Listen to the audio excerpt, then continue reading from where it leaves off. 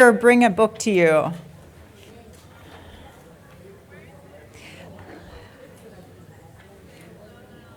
The little flip tables right next to your seat.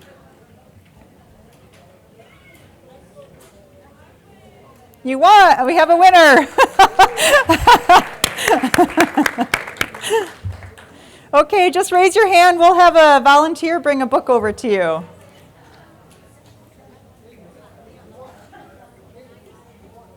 Oh, I'm a winner. Okay, again, for everybody just coming in, next to your seats there's a flip table. Go ahead and check your tables. If you have a ticket that says win, you've won a free book, just raise your hand and we'll bring one over to you. We have another one.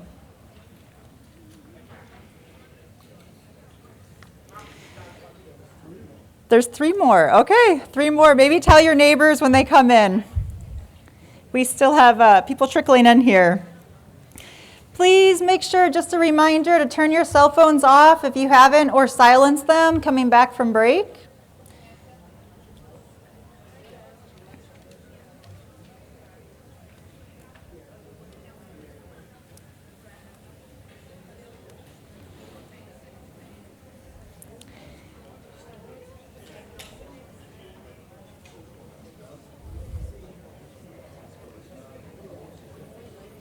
Okay, please everyone take your seats.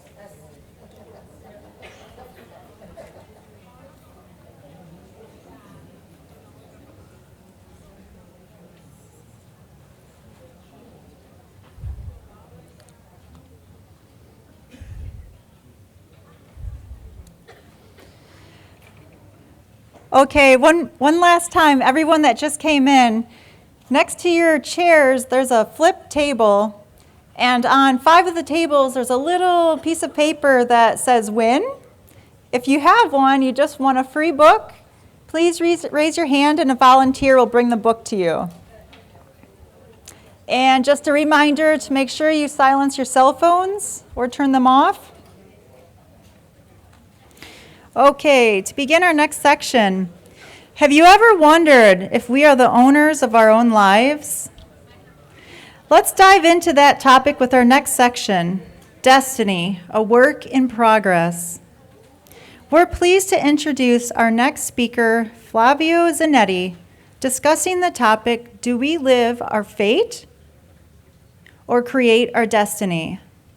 Flavio Zanetti is an avid Spiritist student and a dedicated worker for the Spiritist movement in the U.S. and abroad. Since 1999, he has been working at the Allan Kardec Spiritist Society of Massachusetts. He has helped found the Spiritist Institute, a nonprofit dedicated to advance the awareness, study, and practice of Spiritism in English. He also translates books, articles, and course materials for various publications. Welcome to the stage.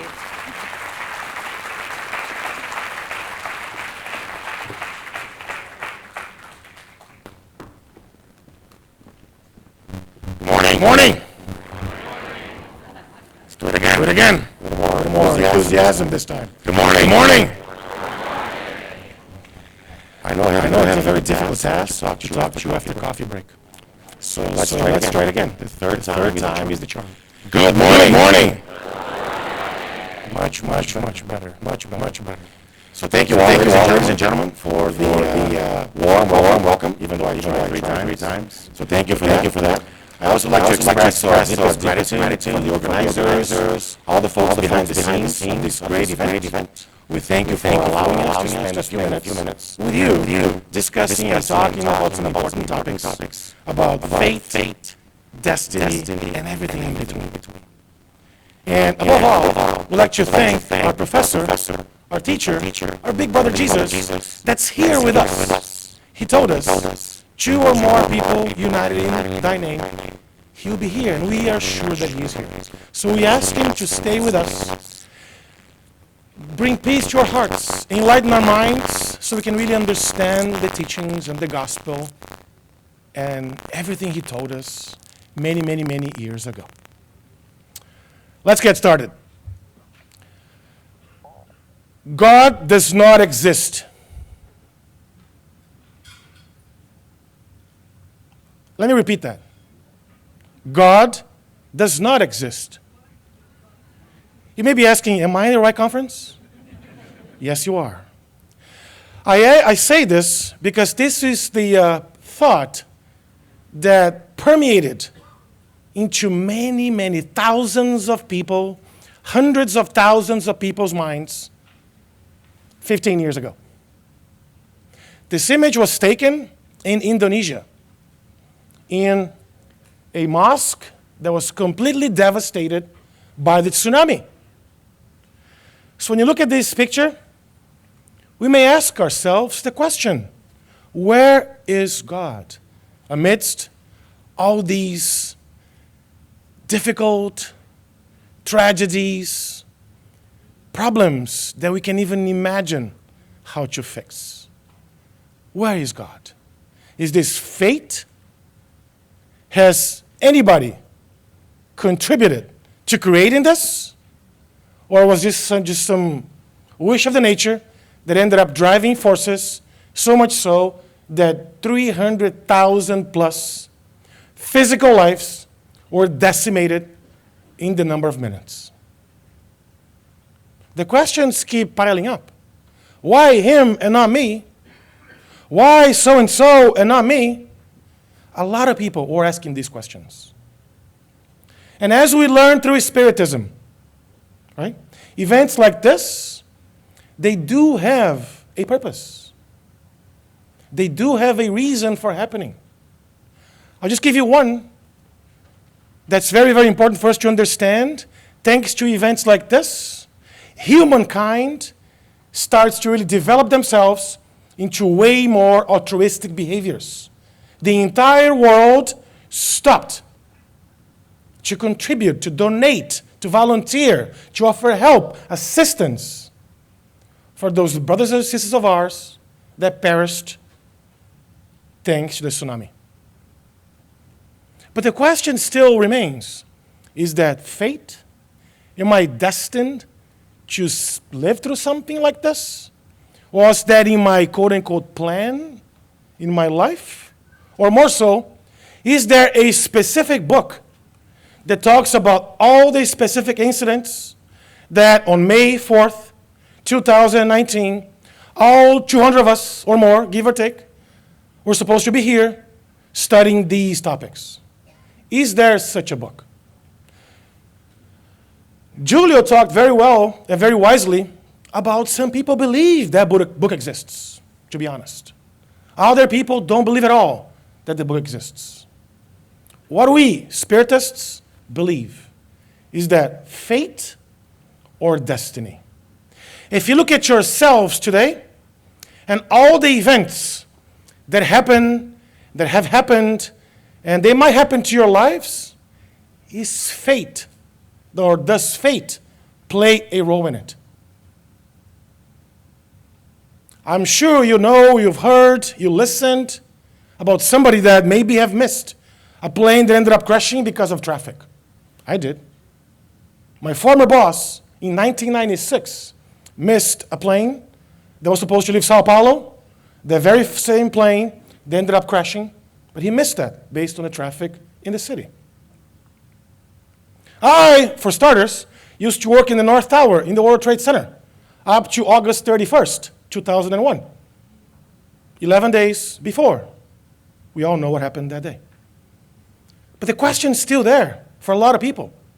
Is it fate? Are those things scribed somewhere? Everything that happens in our lives, do we cause them? Are they caused by us or by somebody else? Does God really want us to go through these things? How do we answer these questions? Thankfully, we have Spiritism, but before we get there, it's also very wise and important to go to the dictionary. Because if you look, the definition of the word fate and destiny, even though people use them interchangeably, they're not really the same. Let's take a look. Fate is the development of events beyond somebody's control. So, for example, the tsunami, nobody could have controlled anything like that, right? So we know that. So the important piece here, the definition, is beyond somebody's control. So it's done unto you. It happens to you. You don't control it. Destiny, on the other hand, are the events that will necessarily happen to an individual. For example, if I'm driving on New Jersey Turnpike at 95 miles an hour, please don't ever try that at home, kids. That's not for you to try at home. If you drive at 95 miles an hour, the likelihood of a state trooper pulling you over is pretty high. Is that fate or destiny? That's pretty easy, right? That's very easy. Let me ask you a more difficult question. What if you were born without limbs? What if you were born with no arms or no legs, or you can't see, you're blind, or any kind of deficiency? Physical, mentally, psychologically, psychiatric, or whatnot. Is that fate or destiny? Gets confusing, right? It gets confusing. So allow me to bring a story that's going to help us highlight what we're talking about here. So meet Liu Wei. I'll pause for a few seconds so you can actually digest this picture. Does anybody here play the piano? Raise your hand. Few people. Was that easy to learn the piano? Probably not. Takes multiple years, right? We know that. Look again at Liu Wei. He plays the piano with his toes, ladies and gentlemen. He plays the piano with his toes. So, what's Liu's story? When he was 10 years old, he was playing hide and seek like a normal child, like maybe our kids do it today, we've done it in the past, just playing hide and seek. All of a sudden, he touches a high voltage wire with his hands, and that causes a massive incident that he ends up losing both of his arms. He spends 45 days in very critical condition at the hospital, between life and death. In the hospital itself, he met an armless painter, somebody that painted with his feet as well.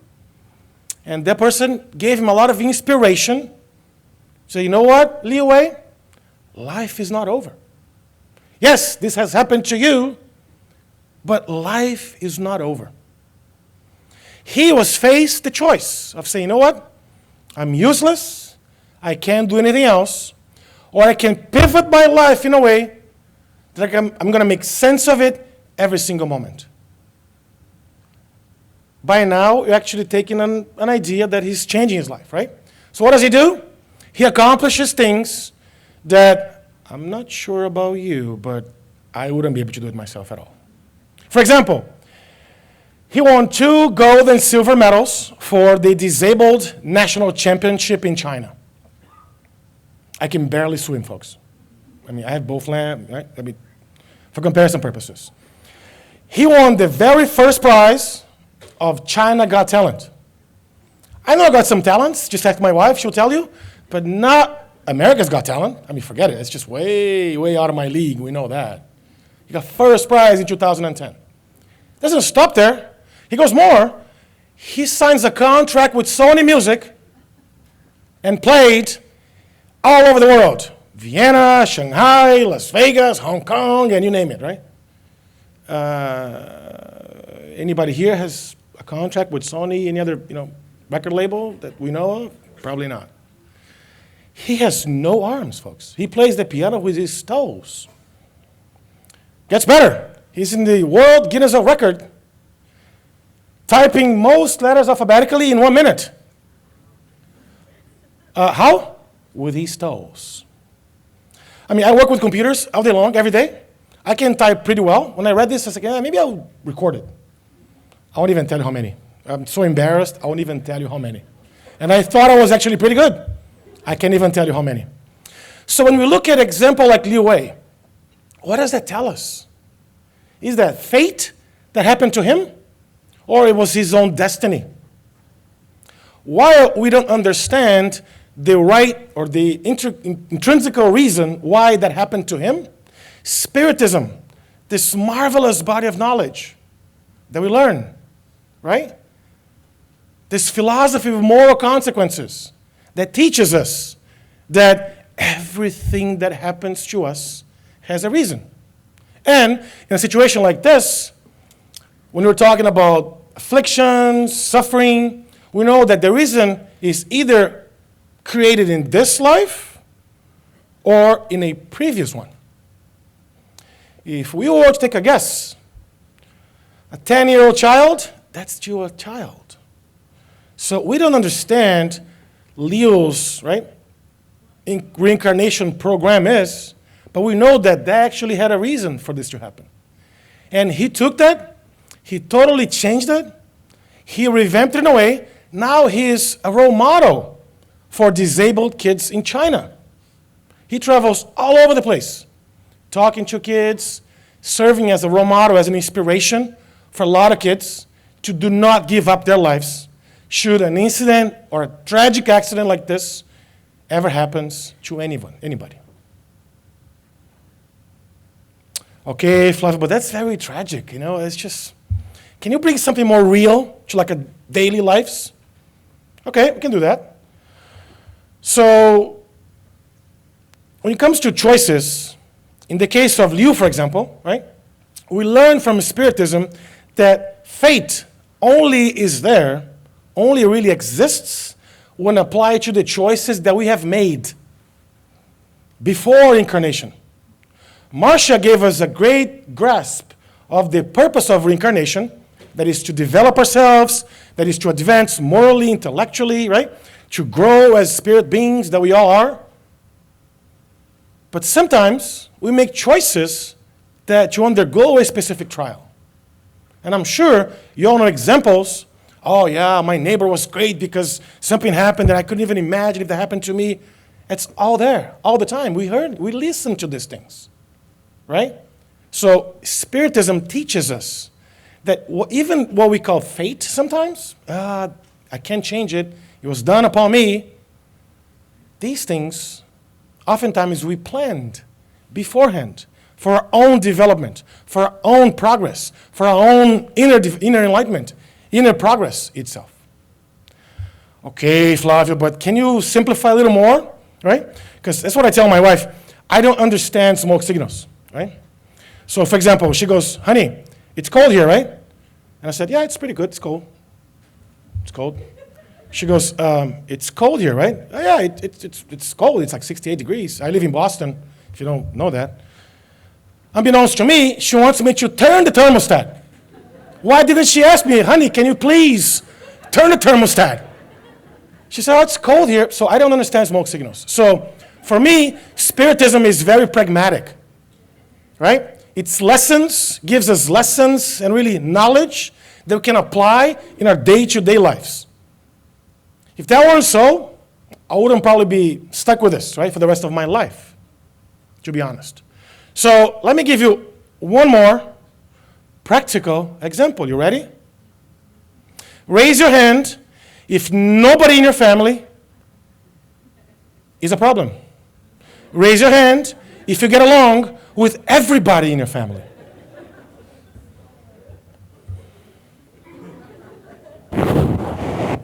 I don't see any hands. Have you asked that question why?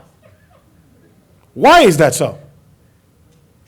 Why is it that my cousin, notice, it's never me. Why is it that my cousin, my uncle, my grandmother, my mother-in-law, it's never me? Why is it so?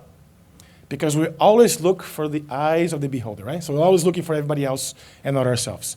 So we never even stop to ask the question, why am I causing all this trouble for so-and-so? So look at this family. It's a very functional, quote-unquote, not dysfunctional family. The husband is looking about this business, is, whatever deal's going on. Look at the son's face. Look how happy he is. The brand new Nintendo or whatever, again, a video game. Look at the daughters listening to some music. And if you have kids that age, I'm sorry, you may actually empathize with this picture. Look at the fence. Look at the wife only thinking about the beach. So I live in, again, New England, almost like here, it's very cold. My wife always looks for a vacation at the beach, but I'm hoping, not all the time. But I mean, honestly, why is it that we have sometimes dysfunctional families? What does Spiritism teach us when it comes to those? Oh, it's very simple. We are in the right place with the right people with the best opportunity that we have to grow spiritually, morally, intellectually. At very least, we have amazing opportunities to learn, to be more patient, to be more resilient, to be more forgiving, and to be more altruistic for people that are there living with us. Those are the very same spirits that we have been living sometimes. We have some relationships and whatnot. And then I was giving a close, related lecture, and somebody, Flavio, but you don't know my husband. I was like, I don't. It's true, I don't know him. Oh, I had to divorce him because, I get it. And then what happens? Then I got the second husband, same problems. It was like almost his brother. I was like, yeah. I'm so sorry to hear that, ma'am. I mean, it is sad. It really is sad. Because, again, we don't stop to look at the problems from our own lenses, from our internal selves. What do? He and she and, oh, poor mother-in-laws. If you have one, or if you are one, I'm so sorry for you. No, I'm just kidding. So I'll give an example. My mother-in-law, whom I love the most, she lives with us, right? And I have 2 young kids. They're 6 years old. They're twins. It's very difficult, right? Because, all of a sudden 2 for the price of 1, it's actually difficult. So she helps us, and she's amazing, by the way. But one time I was going to go on a business trip, and then I exited my bathroom, and I was looking for underwear. I pull up a drawer, and no underwear.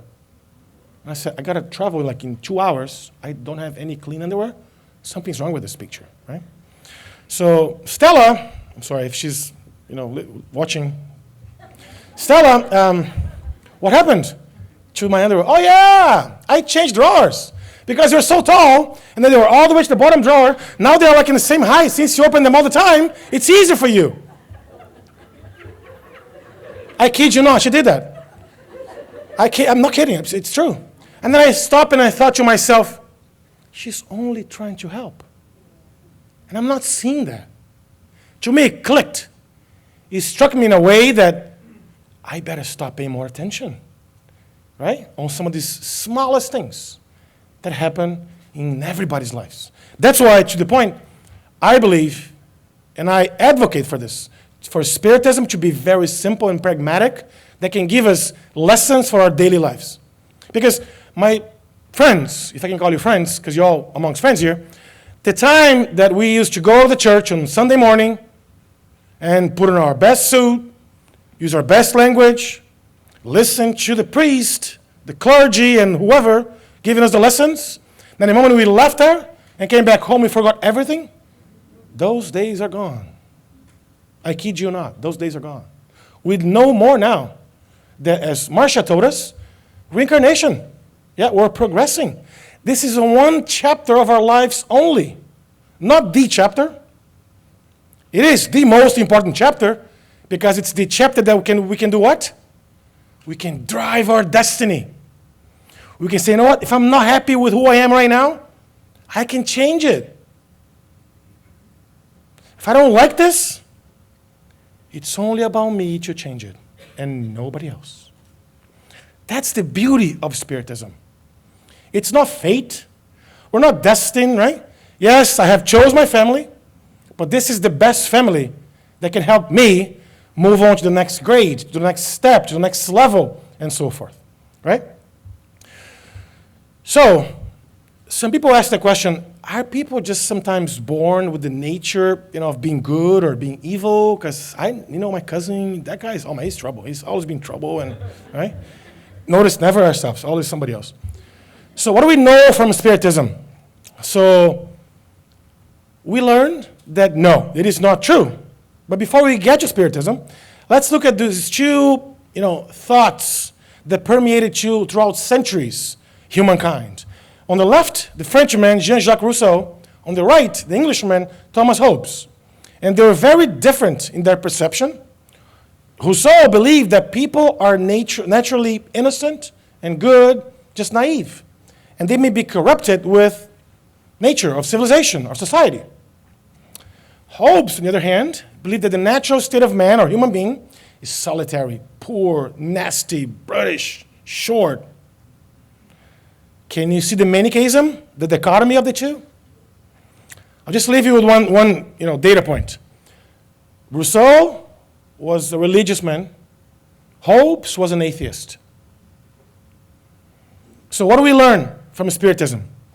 Very simple. In the Spirit's book, we learn that humans are not fundamentally led to evil. We're not. We're just not. Sometimes we ended up doing bad things, poor things, based on choices, but we're not led to evil. And by the way, we also learn from Spiritism that even though we understand mediumship and obsession, all those things, ultimately, whose responsibility is if you do anything? Yours, mine, all of us, right? All of ours. Right? Oh, but the priest told me to do this. But so-and-so told me to do this. Or I went to the center and somebody told me, no, we have free will. We have the ability to discern, to understand, because nothing's been written beforehand. Nothing in a way that May 4th, 2009, no. We are creating destinies as we go forth. Crimes that people commit, right? It's not it's the result of their own decree of destiny. They are creating these things for them. Nobody's born, oh yeah, you were, supposedly gonna, no. That's not what we learn. We learn that free will exists in the spirit state, some of these fate situations that we learn, right? But in the choice of trials, not in the specific atonement or trial or difficulty that happens to us. For example, if in one incarnation I'm more, tendacious to do certain things, right? In the next incarnation I come back and I'm not able to do those things. One more example that's pragmatic, right? Imagine if you were born without any limbs.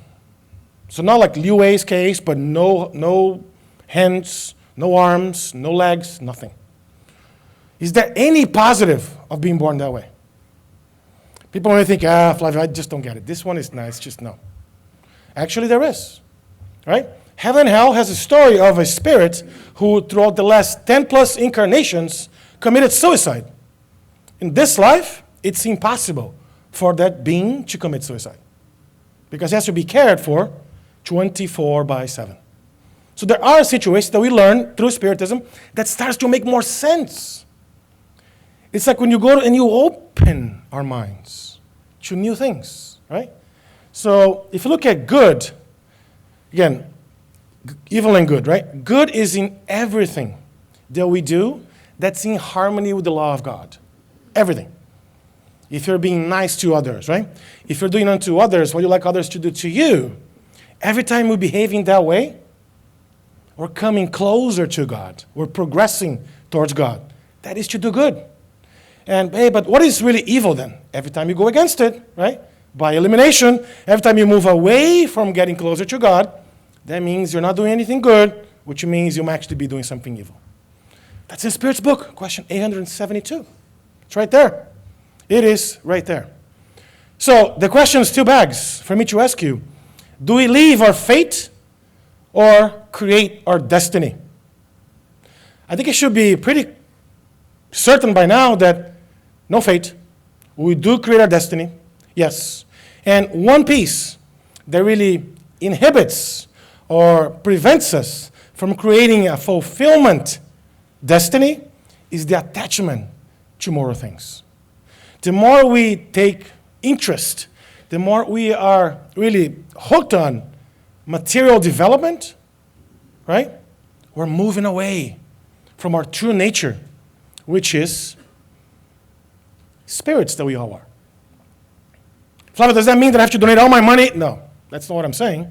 What I'm saying is you have to make good use of every treasure, every gift that God has given you, so you can really better yourself or better others. All right, let me ask you a tricky question. I'm going to preface by saying tricky question. Does money buy happiness? What do you think? Let's do this. If you believe money buys happiness, raise your hand. 1. If you believe that money doesn't buy happiness, raise your hand. Okay, if you are sleeping, raise your hand, because I'm actually missing hands. Somewhere here, there are not enough hands. Or missing hands here, ladies and gentlemen, please. So for the lonely star in the back that raised his hand, I believe it's his hand, you're right. Money buys happiness. So long so, you're actually making someone happy. Every time you use money to make someone happy, that brings happiness to you. If somebody is hungry and you buy that person, a plate of food, that buys happiness.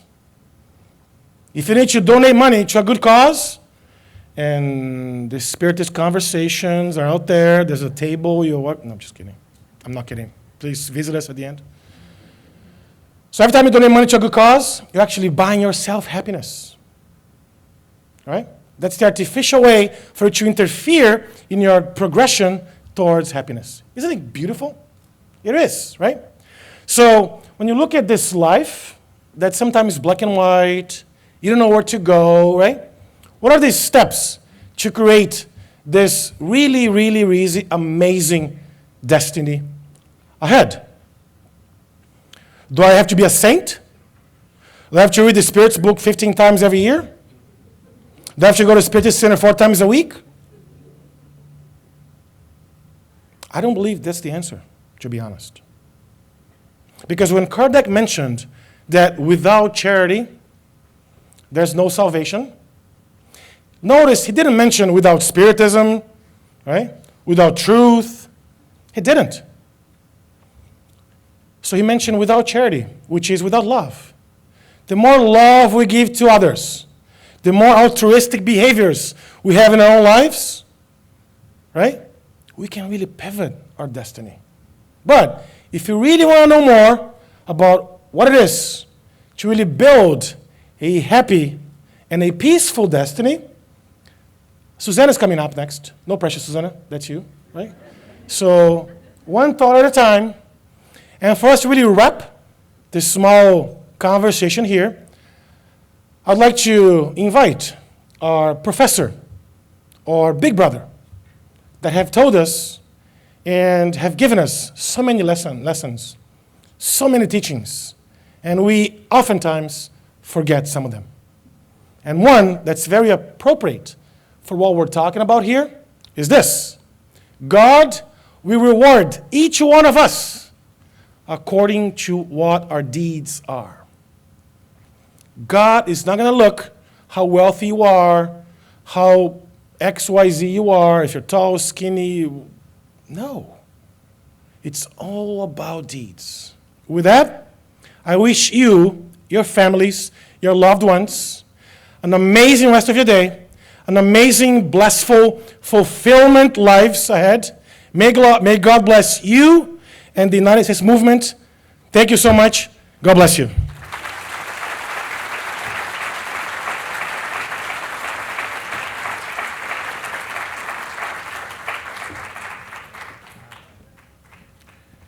Thank you, Flavio.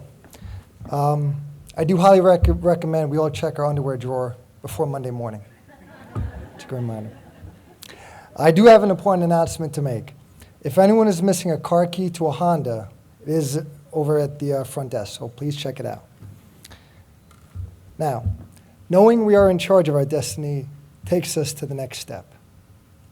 Where does our responsibility start? Well, this is coming up next. Let's welcome our next speaker, Suzana Simoes, who will talk about building happiness and peace, a thought at a time. Born in Rio de Janeiro, Brazil, Suzana was raised Spiritist and has been in the United States for 24 years. She is one of the founders of the Conscious Living Spiritist group in Miami, Florida. She's worked 12 years as a board member of the Spiritist Federation of Florida, and this last year as a board member of the United States Spiritist Federation group. Suzana's main area of work is the dissemination of Spiritism in the English language.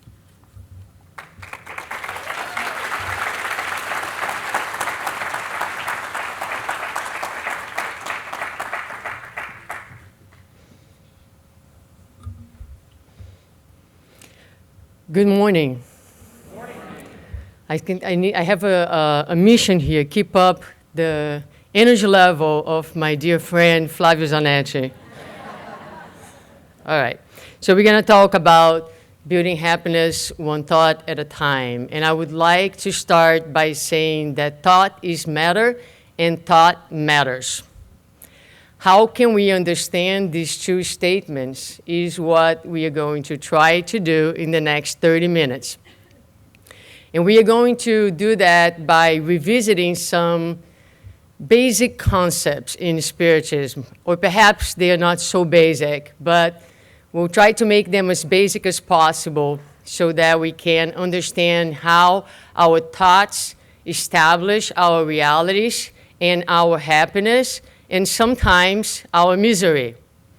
So let's start from the beginning, revisiting the concept, the definition of thought with the Spirit Emmanuel in the book Life and Thought. He says that he defines thought as a creative force projected by the person who generates it by means of subtle waves in circuits of action and reaction. I know, what did you just say? Right? But we will explore that little by little. In Genesis, we also learn that thoughts are for the spirits the same thing that our hands are for us. With our hands, we manipulate the world around us. With thoughts, the spirits are able to manipulate, to compose the subtle energy that fills the universe. In the book Mechanics of Mediumship, we learn that the subtle energy is composed by also very, very subtle elements, many of them unknown to us, and many of them that go way beyond those annoying elements, forgive me, that's my bias, that we learn in the periodic table. Perhaps you loved the periodic table when you were in school, not me. So, moving forward, another important concept is the concept that the thoughts that we emit, they have actually a form, they have a specific weight, they have a density, if you will, they have color, and they have also a vibratory frequency. And each one of us have a specific range in which we vibrate, in which we think. The Spirit Emmanuel, in the same book, he will talk about it, saying that the mind is the field of our awakened consciousness, where the evolutionary phase of our knowledge allows us to function. What does that mean? It means that each one of us has a very low point of vibration, of frequency in our thoughts that we experience when we are deeply, deeply identified with the material level. But there are moments in our lives that we reach the highest frequency that we can produce. Those are moments where our actions and thoughts are in line with love. Those are moments where we are praying. Those are moments where we are meditating. Those are moments perhaps when we are undergoing very, very difficult struggles that are transformative, that have the power of bringing some spiritual insight and deeper knowledge about who we are.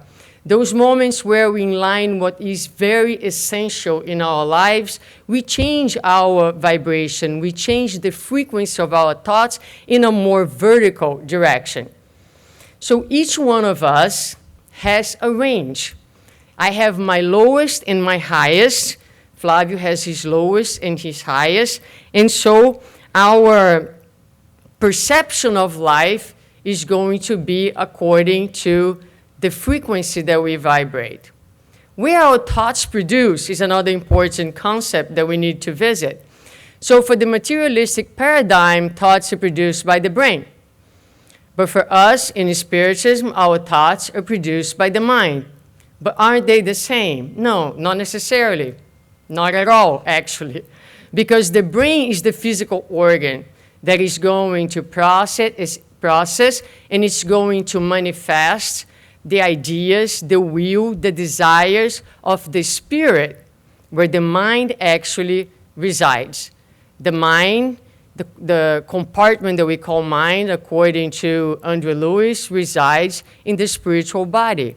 And so thoughts are produced by the spirit, not by the brain. The brain manifests our thoughts. Another important concept that Emmanuel brings to us is, from our thoughts emerge the threads, generating the causes from which circumstances are born, thus bringing either destruction or liberation to our lives. So, what does that mean? Let's translate Emmanuel from English to English, right? What is he talking about? From our thoughts emerge the threads, generating the causes from which circumstances are born, thus bringing either destruction or liberation to our lives. Okay, so we have our thoughts, we have our ideas, and so if we put two different persons in front of a picture, in front of a circumstance, in front of a person, let's say that this person is, in general, perceived as someone who's hostile. And two persons are facing these three examples that I put to you. They will be looking exactly at the same external scenario. But their interpretation, their perception, their understanding, their view of the external is going to be different. So we may look at the same picture, and I may see something different than somebody else. We may look at the case presented by Flavio with the child without the arms, and we might have very different reactions to what that means. So what is the difference? The difference, as Flavio said so many times, is not out there. The difference, what determines how we live our lives, is how we see life, how we see what's outside of us. And this is why Emmanuel is going to say that life mirrors the mind. Life mirrors the mind. In other words, the way you perceive life, the way you understand life is a mirror of your inner reality. And this is very powerful and somewhat disturbing, right? So our thoughts, the frequency of our thoughts, the way that we project our thoughts has everything to do with our inner reality. And it is precisely our psychic and our emotions that determine the quality of our thoughts and the quality of our lives. I said a lot in very little time. So I'm going to summarize the points that I have said before moving forward. I said that we are immersed in subtle energy that fuels the universe. I also told you that the mind creates thoughts, and the mind is part of the immortal being. I told you that thoughts are a creative force emitted in waves, that with our thoughts we manipulate the energy in the universe, that our thoughts have color, density, and a frequency, and that our thoughts can cause destruction or liberation. And finally, I said that life mirrors the mind. So moving forward and back to the book Mechanics of Mediumship, we learned that God creates, and we create just like God. God creates in a much bigger scale through its wish and the manipulation of the fluid that fills the universe. We do the same thing. And we do the same thing, and when we think, we create thought forms. And I would like to give an example about thought forms. In the book Mediumship: Path to Happiness, not yet translated, by Sueli Calder Schubert, she tells a story about a meeting that she goes to. The meeting in the Spiritist Center was designed specifically to attend people who had had recent losses for death, the death of a loved one, and were having a difficult time coping with the loss of the person. So the meeting was a lecture followed by a visualization. The visualization was always the same. It was a lake, a very beautiful lake, and around the lake there was this very extensive area of grass. So people were invited to go to the lake and to meet with their loved ones at the lake and have a dialogue with them. And then at the end of the meeting, they would exchange impressions. Well, that particular day, during the visualization, she sees on top of the grass a car. And she did everything within her power to remove the car from the grass unsuccessfully. So when he finished the meeting, she shared her experience with the group. And a woman who was at the group, she said, "What car was it and what color was it?" And she said, "It was a black Chevy." She said, "The car is mine." And she's like, how come? "Well, I purchased this car not too long ago. And this car has given me nothing but trouble and problems. It has broken so many times. It has created so many embarrassing situations for me. I'm not a spiritist. I've never been to a spiritist center, but I thought it has to be a spiritual cause. So I decided to come here to see if you guys can help me blessing the car. So I walk into the center and I noticed that you have books where you write names. So I wrote the model of my car and the tag. And throughout the entire meeting, I asked the spirits to please help removing whatever it is so that the car can function again. This is a powerful thought form that was created by the persistence, by the concern of that person, and that a medium who is a little bit more sensitive was able to capture. And it was so solid and so real that she was unable to remove it. My question for you is, what have you been creating? What thoughts are you nourishing consistently, holding in your minds? Because you are creating thought forms. But thoughts go beyond the thought forms outside of us. Thoughts also have an effect in us. So we are made of a material body. We are spirit, which is immaterial, and we have in between a semi-material body, also made of this subtle energy. Therefore, every time we think, this subtle energy in our perispiritual body is sensitive and responds to the nature of our thoughts. So before we create cars on top of grass, that thought first flows through our system, our energetic system.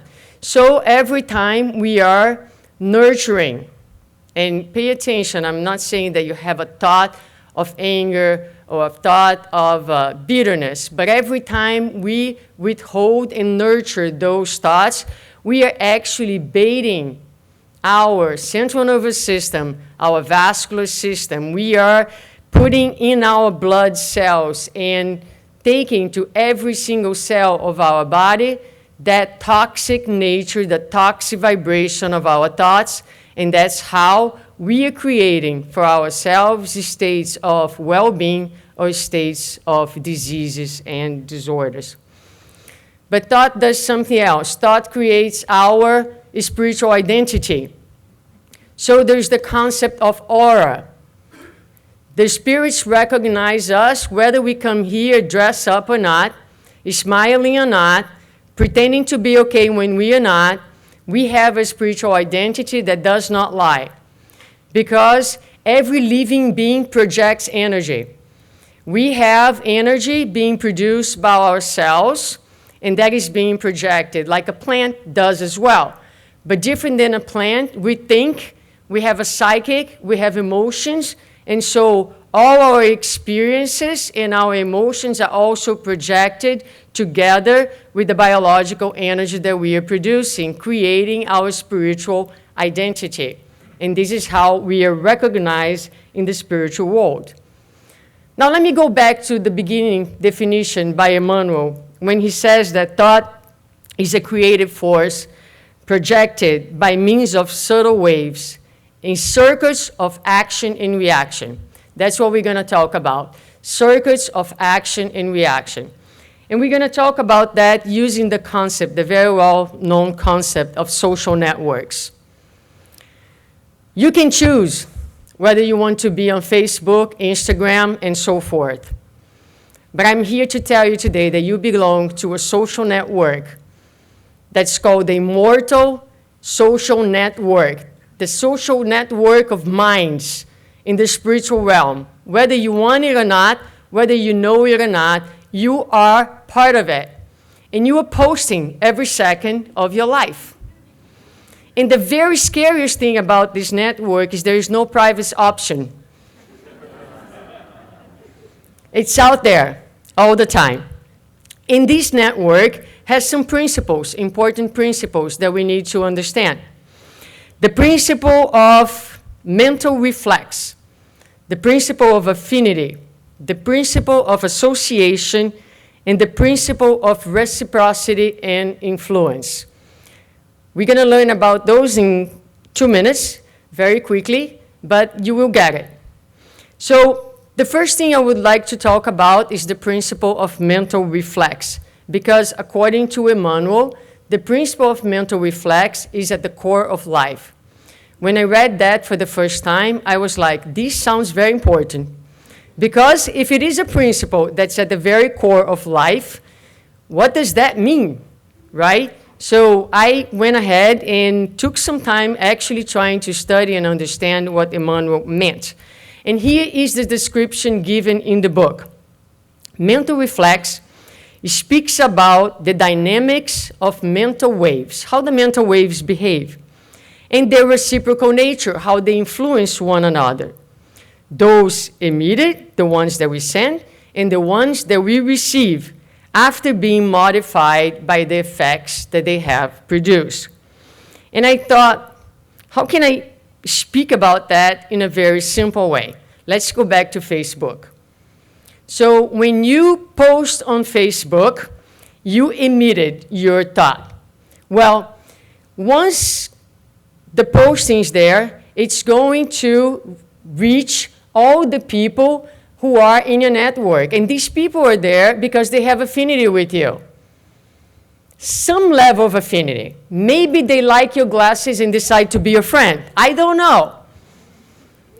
But for some reason, they enter your network because they felt affinity with who you are, how you dress, whatever that might be. All right. So your thought is going to reach and find many other people who have affinity with you. And then it's going to be association. It's going to be interchange of ideas. So people are going to like it. I like it. I like what you're posting. But then beyond that, they are going to add the particularities of their thoughts to your posting. So they're going to comment on it. And there will be an interchange, an exchange of ideas. I put my idea, and now you give me some positive feedback back. And then 2 minutes later, if I'm not too anxious that day, I'm going to go there to see who has liked it. And I'm receiving back the posting that I put, my thoughts, now added by the many likes that I receive, by the many comments who have joined my initial thought, and the consequences that those comments had in people's lives. And what happened after that? Isn't that simple? Isn't that freaky? Because now, let's think about real life. We are doing this at all times. Realize that every single idea you post in the universe, because this is a reflex, it's called mental reflex. The very nature of reflex is this, is something that happens automatically without your consciousness. When you go to the doctor and the doctor hits your patellar tendon and stretch the fibers of the tendon, you cannot stop. The information goes to your spinal cord, associates with some neurons, and you have a response back. So this is happening, is an automatic process that happens at all times. When I preparing for this lecture, I thought to myself, I really, really want to quit thinking. Because it's very scary. And so Emmanuel, speaking to that, says, in any opinion we are always the sum of many people. And now we understand why. Now, okay, it's a little scary. What can we do about it? So I'm going to propose to you 2 different paths to deal with that. And, you know, some of you know that I live with a psychologist, so I have these psychological terms. And I'm going to say that the first path is a little psychoanalytic, and the second path is behavioral. Meaning, the psychoanalytic path is the path that goes and seeks to fix situations at the very core, at the very source of the problem. And the behavior is like, okay, how can I manage this behavior here and now? The psychoanalytic path goes more or less like this. First thing that is important is to recognize our reality. Okay, we are going to have these thoughts. There's no 2 ways about it. So, but the first important thing is to recognize what is it that we are thinking. What am I producing, right? And the reality that I live in today and now is, as Flavio says, something that I built myself. No one else has created the misery that I find myself in but me. That's the first starting point, and that's why it's so hard to have people who come to Spiritism and stay in Spiritism. That's very uncomfortable, an uncomfortable thought. Have hope, because if you put yourself in this place, it's also within you the possibilities of changing your reality. Watch and pray. Not others. Watch yourself. Right? So, it's important that we bring this to our daily lives. We have so many encounters. Sometimes at work, sometimes at the Spiritist Center, someone comes and criticizes us in a given moment. And we have that very, very uncomfortable feeling that we call irritation. First step is to understand, acknowledge to yourself, I am irritated.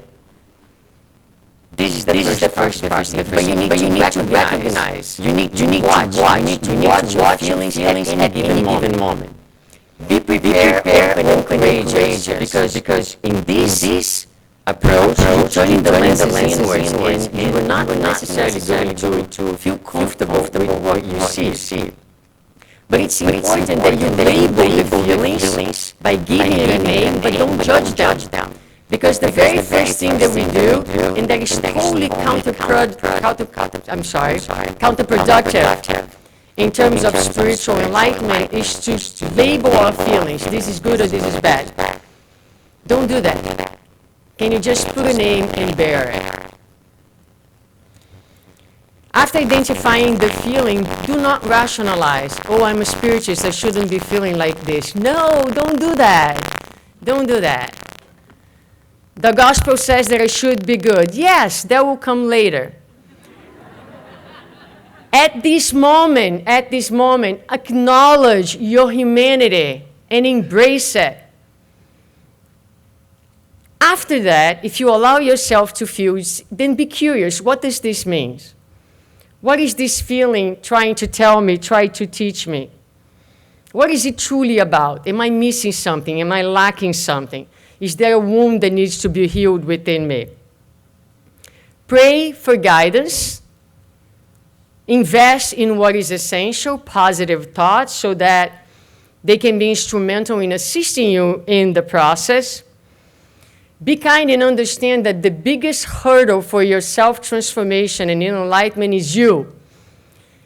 And in the book Mechanics of Mediumship, there is a very powerful passage towards the end where the spirits tell us that greatest difficulty is that we are very, very comfortable and very used to the vibratory level that we have been living in for many, many, many incarnations.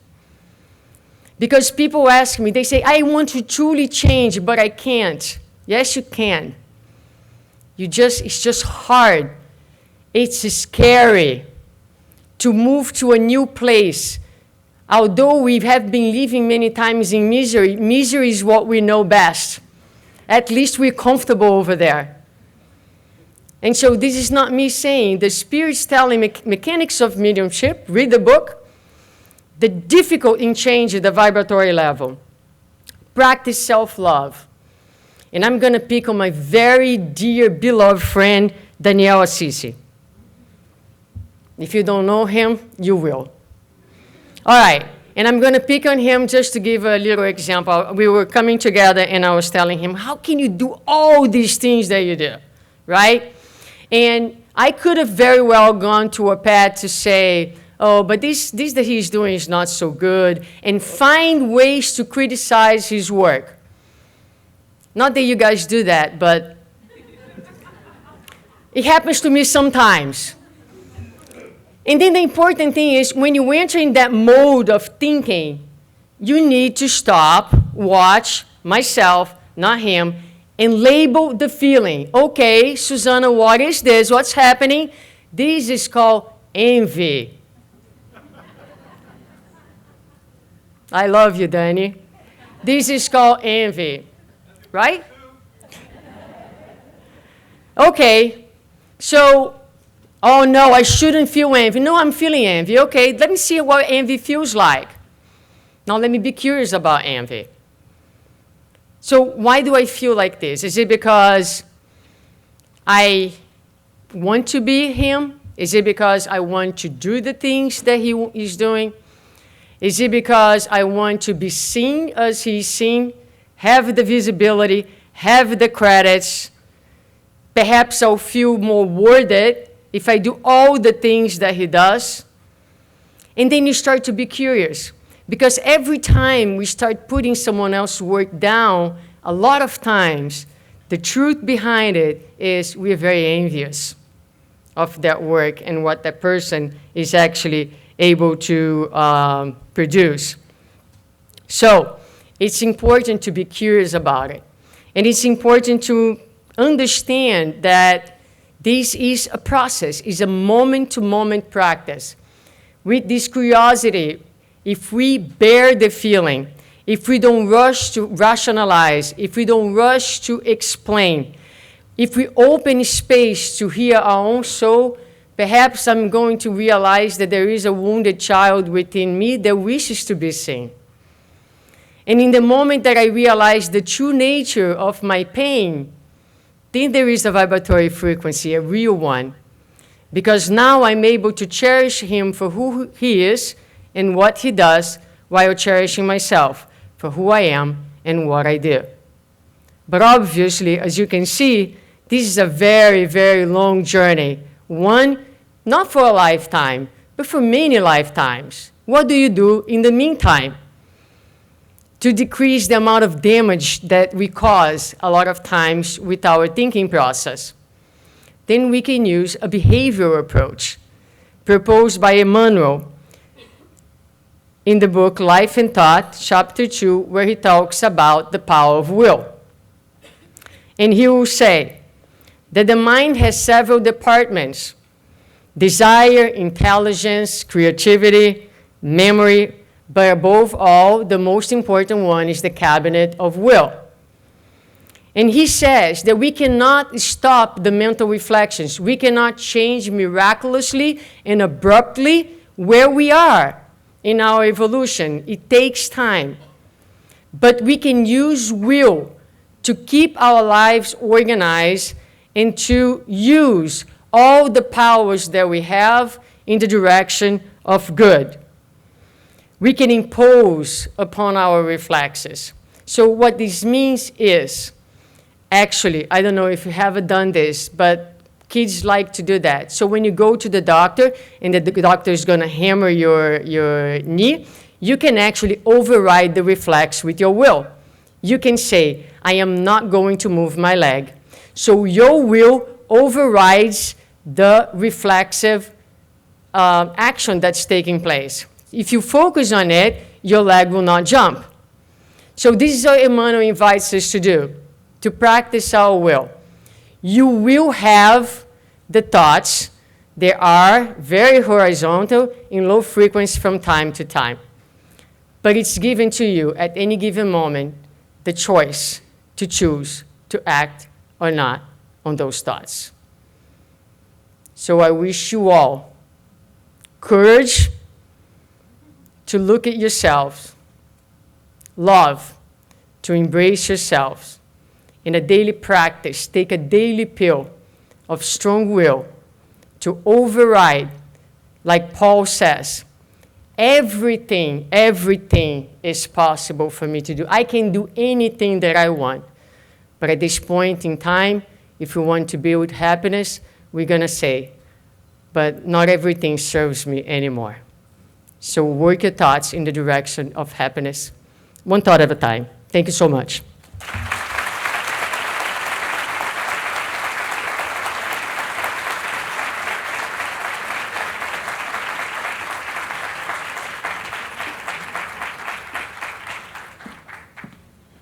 Thank you, Suzana.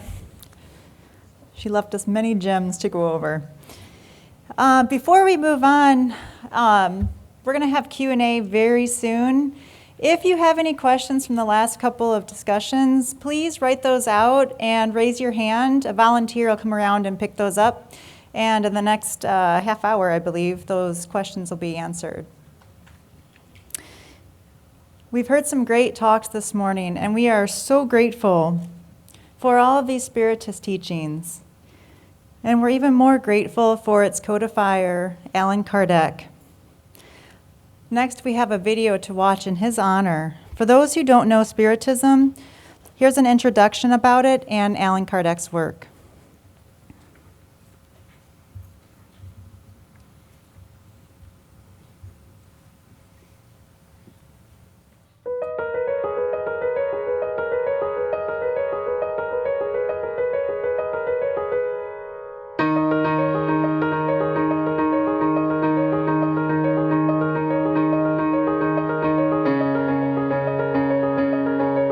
It is hard to talk about Kardec without considering the Professor Hippolyte, the Professor Hippolyte, who he was really before Kardec is his pen name.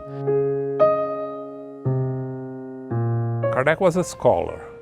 His background was in education from the beginning. From a very young age, he was sent to Yverdon to study with Pestalozzi. He was one of the brightest students that Pestalozzi had.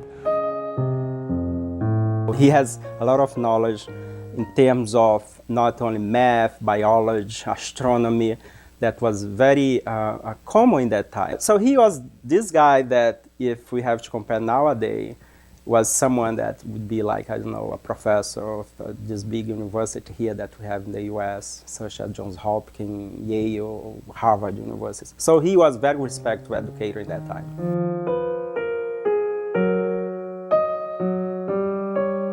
Kardec started working with Spiritism when he first got in contact with the table turning, a phenomena that has traveled from the US to Europe.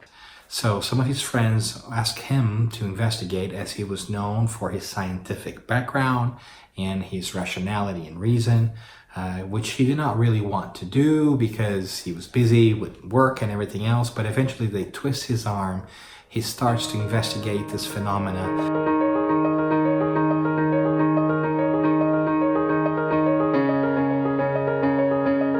And he immediately saw that a table could not be, answering questions by itself, because he said a table doesn't have a brain. How can a table reason and give us reasonable answers to questions? So that's where he began his idea that an intelligent effect must have an intelligent cause. Thus, he began to become curious and wanting to know, well, if that's the case, what is behind that table?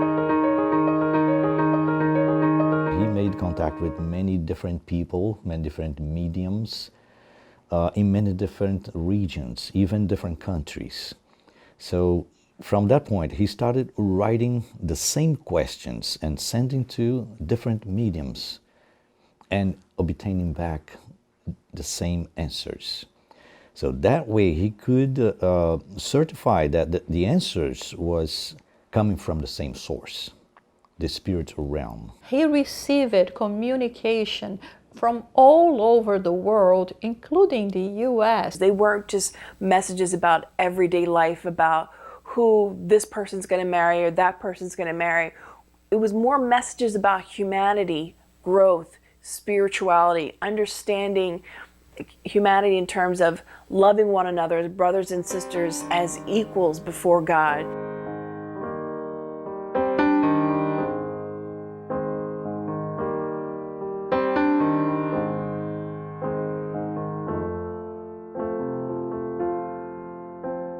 Kardec saw that it was a very enriching, and I mean, all the information that the spirits were providing were opening a completely new world before him. He started compiling the answers and started asking himself some questions at the meetings. And at a certain point, he received a message from the spirits. What the spirit called himself a spiritual guide, Zephyrus, and this spirit told him that there was much more behind the answers, that there was a whole new doctrine there, and that's when he decided to start organizing the questions and answers, compiling them, and started preparing what ended up being the Spirit's book, the first edition that was published in 1857. The seminal work in Spiritism, from whence every other Spiritist book later comes from, including the Spiritist Codification, which are the first 5 books that Kardec himself edited or put them together.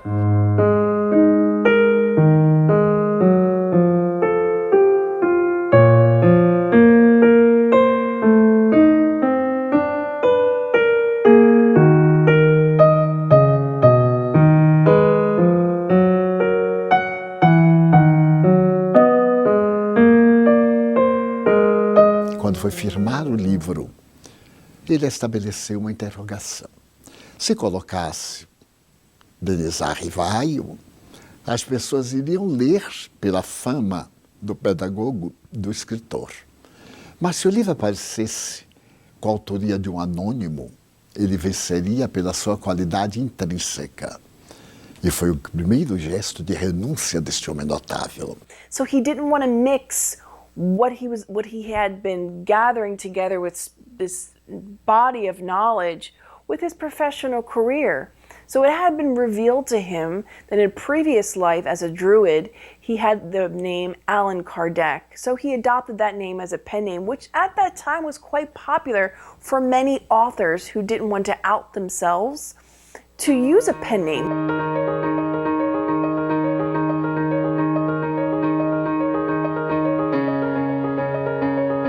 Whether you believe in the religious part, religiosity part, or the scientific part, or the philosophical part, I think every person owes to himself or herself a chance of reading Kardec just for the logic, because it's such an amazing form of writing, of organizing one's thoughts. When we talk about the codification, we are talking about a body of knowledge where those knowledge go touching everything that we know about the universe, about ourselves as a spirit incarnate in a physical body, about happiness, and about also what's going on after we die, life in the other side as well. When he was invited to organize the Spirit's book, some of the questions reflect so much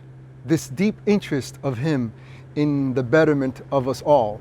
And one of the main questions, it's question 919.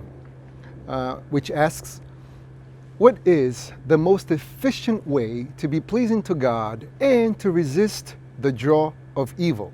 Because the answer to the question is, know thyself. Kardec revealing the spirits that lived here, and when they got back to the spirit realm, they reported to us, I live it this way, and that's the way that I find myself.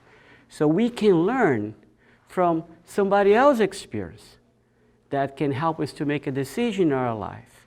And it's very, very valuable because it's something very tangible that we can learn it from. See that as a father figure in there, he's not only gathering information about people, about the spirits to tell us, he's really, truly care about those people that are there, the spirits that are there suffering. There are some writings of him later on in his life when he says that charity is really the main focus of what Spiritism should be. And when reading that book once again, we feel that Kardec really strived to live like that. Because he was the one that said that without charity there is no salvation. About all of this, we understand that charity, compassion for our fellow beings is essential for us to become a good Spiritist. I would say that the greatest inheritance that Kardec left to us, the greatest legacy, was his own example as a man, as a disciple of Jesus, as a forerunner of this new era that we are living now and harvesting all the benefits of it.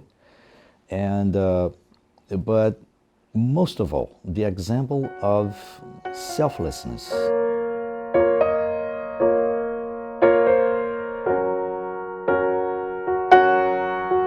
In Kardec time, there is this great story that happened in that time that is entitled The Book Binder. And one particular evening, he received a book in the mail, I believe it was, and it was attached with a letter from a young man who basically explained to him that he was deeply depressed and was on the verge of going to commit suicide. When he went to the bridge to jump and kill himself, so he put his hand to jump, and he put his hand in a book, and the book was the Spirit's book.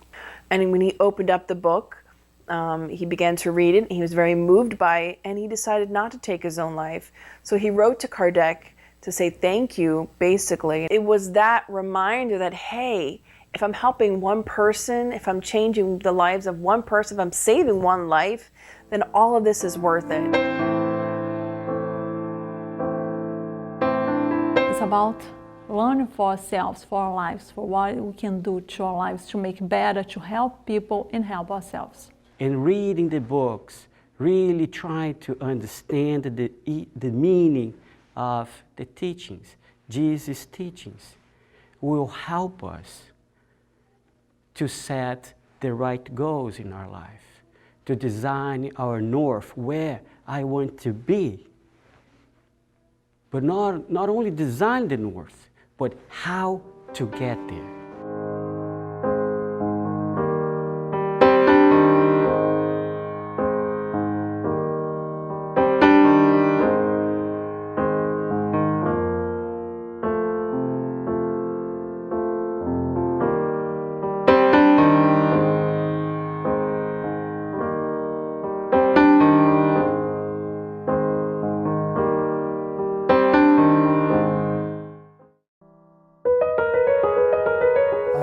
So just a friendly reminder, if anyone has any questions for the previous speakers that were up here, just write them down on the paper, raise your hand so some of the volunteers can come and get them and bring them to the speakers for our Q&A. Also, another reminder, if you weren't here before, look at your little flip table right next to your chair. Look underneath it and see if you have a little note that says win. If you do, you're going to win a book. So check it out. That was a great video, wasn't it? Yep. So while we watched this great video, all the morning speakers got ready for the Q&A session. And thank you all for this. Let's now welcome the moderator of the Q&A, Peter Hayes.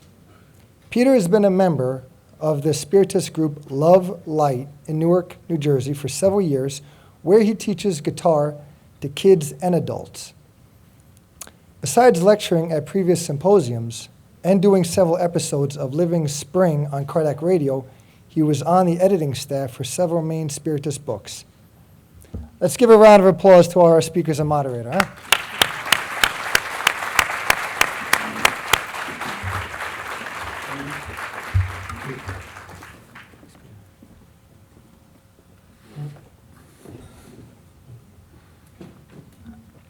How are y'all doing? Good.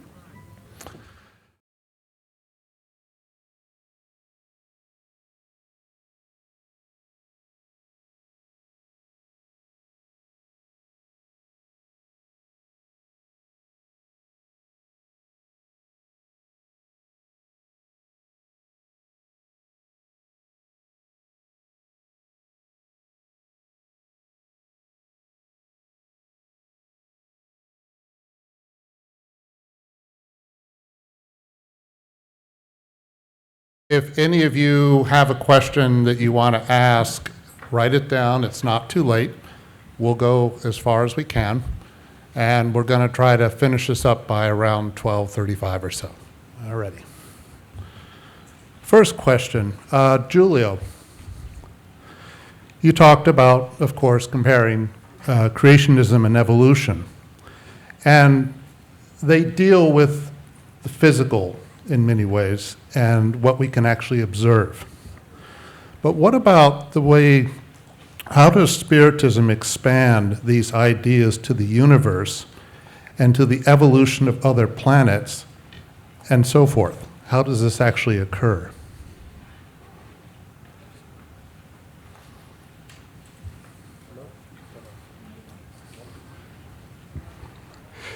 When Peter Hayes introduced the speakers, he was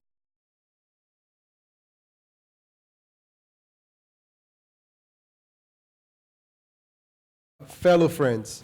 It's the fact that when you have 30 minutes to explain such complex subjects, you have no idea how hard that is. You know, give 2 hours, you know. It's like you're asking someone, what's the secret to world peace? 5 minutes, you know. Very hard. So the topic of evolution and creationism, it's very complex in nature because you're talking about origins. And everything that has to do with origins, it's complicated to understand in the evolution that we find ourselves in. And my main concern is that these lectures, they go on YouTube. And people who never heard about this subject from the lenses of Spiritism will be listening to this stuff, and they might judge us based on what they hear. So because of that, I truly apologize for the lack of time that we have to explain such complex subjects. But for one thing is for sure, we Spiritists, we do not claim that we know what God is. We don't. Because we truly don't know what God is.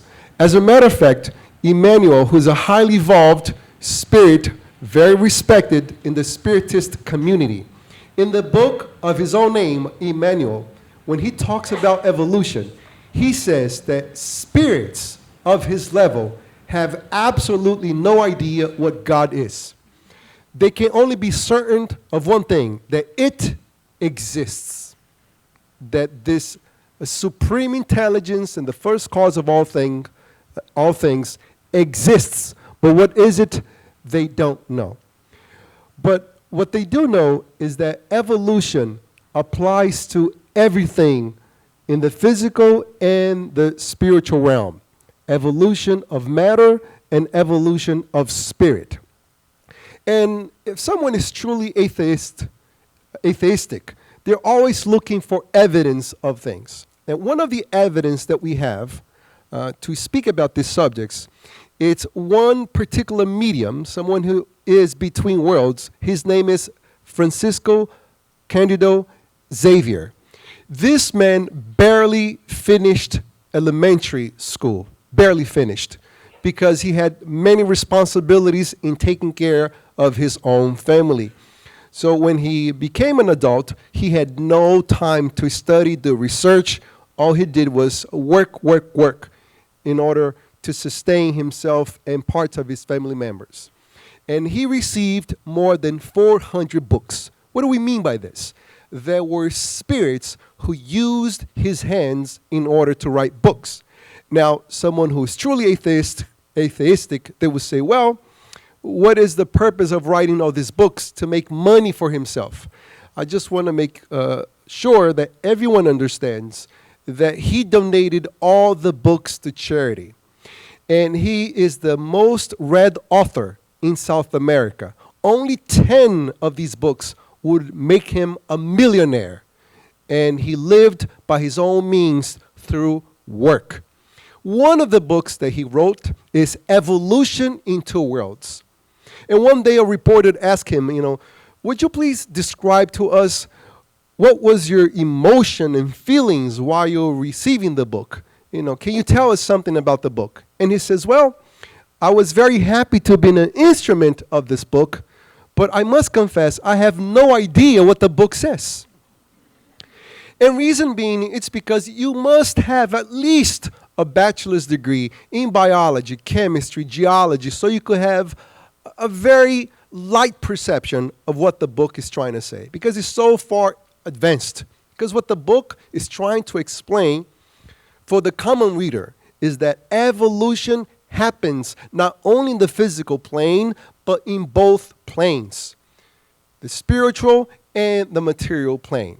The interesting thing is, if you are an honest atheist, a materialistic, someone who only believes in the natural world, you will accept the explanation that it is impossible that by natural means life evolved to the point that we find ourselves right now. One of the explanations to this is the phenomenon called the Cambrian explosion. The Cambrian explosion is a phenomenon that took place 512 million years ago.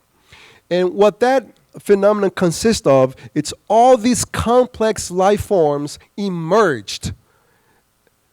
But the fossil records before that does not show simpler forms of life evolving to become so complex. The life forms appeared complex in this phenomenon called the Cambrian explosion. So a true materialistic, atheistic, but honest individual who doesn't have any preconceived ideas about his lifestyle would say, okay, I admit this, all these lives appeared. It could have been that other civilizations from other planets designed this life, and then natural evolution took its course. We Spiritists, we say exactly the same thing, because we go with science, as Allan Kardec stated. Do not accept anything, ponder, rationalize, and go with science. And we believe in the same thing. Highly evolved entities designed the beginnings of life. Natural and artificial selection has been in control. But not only of biological forms, but all matter. The universe had a beginning, and that evolved into stars, into galaxies, and so are we here. But then I only have 6 minutes to explain something very complex. I'm glad you're the one who answered this question. Oh. Okay. This question is for Marcia. Marcia, this is more of an ethical question regarding a situation that many families often. Hello? As we all know, in today's health world, we can keep someone alive for quite a while. But if a family is faced with the possibility of deciding whether to end a person's life or prolong it. What is Spiritism's view about this?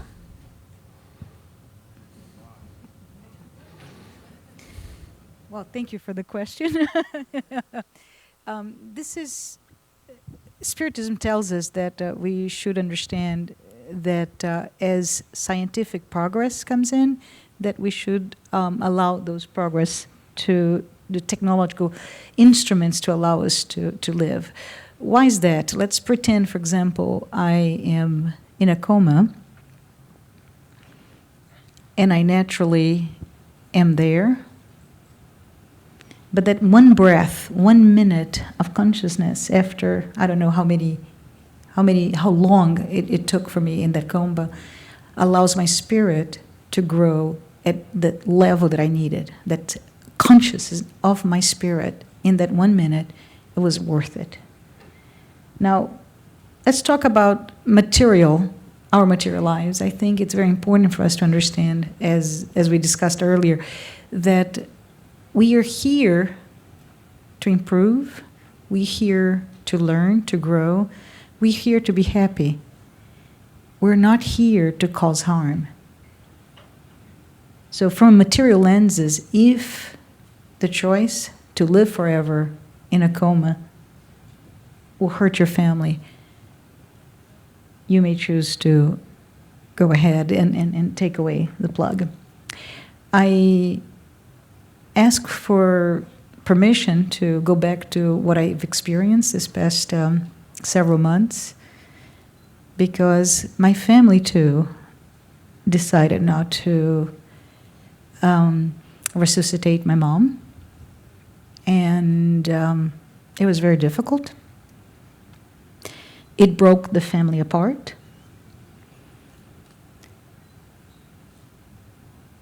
So the previous decision to not resuscitate was revoked, and she then went through all sorts of intubation and all of those medical types of steps for you to be kept alive. And those are that group of individuals that were very attached to the material life. They did not have anything to prepare them for death.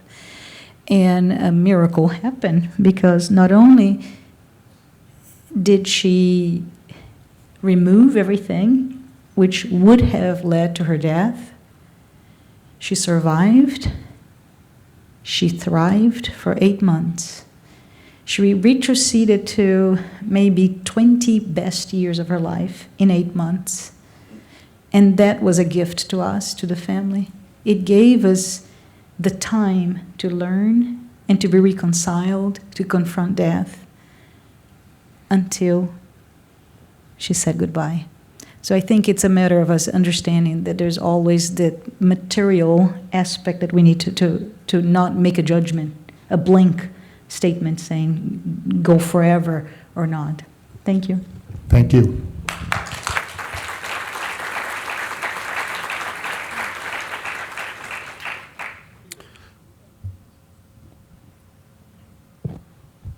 Peter, I just add one thing here. Sure. When she referred particularly to her mother, who is 91 years old. And I think it's, since we're not related, it's pretty clear what to do. Allow the disease to take its natural course, because eventually you will die. But since this topic is so sensitive, if you have someone who's 25 years old, they get into a car accident, and they're in a state of coma, what to do? The rule of thumb is, if the machine is being used to keep the heart, the lungs, and the brain is active, do not pull the plugs. Reason being, it's because the spirit is in the body and is learning from that experience. However, if science has stated there is no life in the brain, which is the seed of the spirit, there is no life in the brain, and all organs are functioning fine, you can clearly pull the plug. You're not expediting death. You're allowing the disease to take its natural course. Because if all organs are functioning, but there is no brain functioning, then the individual is no longer using that body. Thank you. This next question is for Flavio. Flavio, in this particular instance, would this be fate or destiny? A person is murdered by another person. Is it fate or destiny for the victim of that murder? Let me see if I understood the question. So there is a homicide, a murder, Mhm. and then is it fate or destiny for the victim who was killed? Yeah, how does one determine, is it fate or is it destiny? Okay. So we've all heard loud and clear, there's a concept called action and reaction, right? Everything that we do, there's a consequence. We all also learned through Spiritism that the causes of our afflictions are either from this life or a previous one. So that particular scenario, we may not understand what caused it, right? But that was the resulting of events of somebody having the intention, a thought, an idea, a vengeance, or some kind of emotion to go out there and pursue their crime. Are we all clear on this? There's no confusion there. So is it fate or is it destiny for the victim? The question is still an interesting one because if you look at, I'm the criminal, that I portray that atrocity of ripping someone's physical lives out of the body, right? I must be punished. I must, go through all the, repent. I take it back. I want to, so the whole process takes place. If you are the spirit, the problem is if you are the spirit that for some reason that happened to you, right? So let's say you wake up in the spirit world. Oops, I'm no longer there. Somebody assassinated me. How do I see this? Then you go back into all your previous lives and you see, what have I done for that particular individual, for he or she to have this anger, vengeance, hatred against me? Or have I even done anything at all? Because what we don't realize is that oftentimes what we believe it's coincidence, it's not really coincidence. Nothing is by accident. Yes, we have to watch and pray. Others, thank you, Suzana, for the clarification there. We have to do that, right? But it's really important to understand as life progresses, we have to remove ourselves from the physical body only and look at from the continuation of events. This life is only one chapter of our lives. So it may have been fate for you to go through that difficulty or that atrocity in this life because you had so planned in a previous one. We don't know. That's why it's very difficult to say one or the other. But it's definitely caused by an individual that went there and pulled the trigger, pushed you off the cliff or whatever. Right? Please.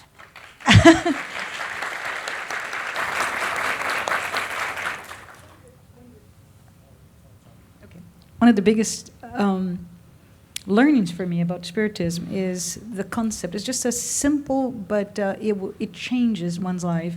The concept that there is no victim, there is no perpetrator. When you move that from your equation on judgment of any circumstances, including murder or death, you remove the sense of good or bad. Is it fate or is it destiny? Does it really matter? Right? It could have been a victim of an event. It was not his destiny to have someone kill himself. But the fact of the matter is that we don't have the lens of being able to really see the immortal soul, right, in his own journey. And I think that's the biggest thing for us to start thinking about is whenever we think of each one of us as immortal souls destined to be pure spirits, all of this becomes just details. Yeah, thank you. Thank you. Now I want to add something else. It just came back to me. Okay, go ahead. Thank you, Marcia. I do believe it's important to, if we are really dedicated ourselves to progress, to learn, to develop, and this is our goal for this life, as you explained to us, right? If we're stuck in a situation, I don't know what to do, am I going the right direction? And people don't realize that if somebody doesn't like you for whatever reason, let's say an obsessor, either incarnate or discarnate, oftentimes, if we really stop to say, what have I done to that individual so that he chases me all the time? What have I done to you, Julio, that you're always on my back, trying to do something for me? Doesn't happen, just right? So I think if we have the heart-to-heart conversation, and I know that sometimes we can because it's a discarnate spirit, in our prayers, right? Before we go to sleep, right? Really practice intelligent sleep, trying to really understand, because there are no victims. If that happened to us, guess what? We're in that mix together, one way or the other. And that is still a learning opportunity for all of us to do so. So take a step, take a stop, ask yourself a question. Why is so-and-so always going after me? Something you must have done in the past that has caused that individual to cause something to you, right? Think about that. Thank you. This next question is for Suzana. When I talk to myself, is that me speaking to my guardian spirit? If not, who?